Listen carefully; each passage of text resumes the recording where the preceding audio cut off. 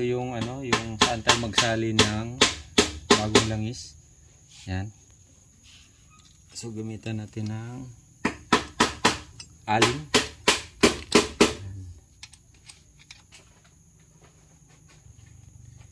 Ito yung takip niya kung saan ilalagay yung bagong langis.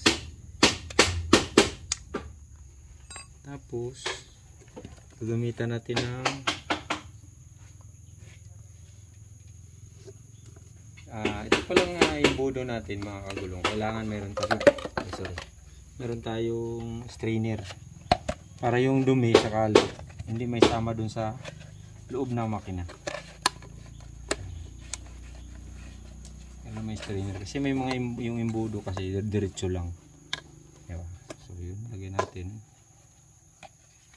Tapos gamit natin is the Power One Castrol. So US brand po ito.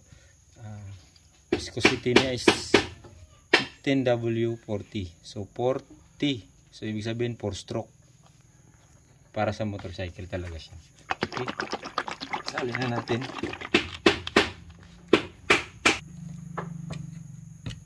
So G1000 kasi sa Kawasaki is 4 liters ang ano niya, laman.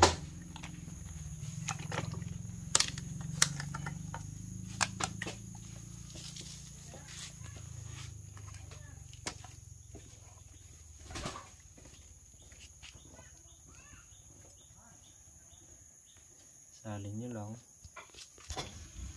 Nga pala, bago natin i-start, nandito yung ano niya, yung level. Pakita mo. Yan, nandito. Yan.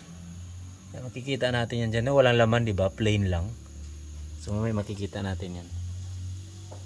Tapos, pakita mo yung ano, yung linis. Linaw ng bagong langis. Yan po yung, ganun po yung ka-clear, kalinaw. Compare kanina ang itim, diba?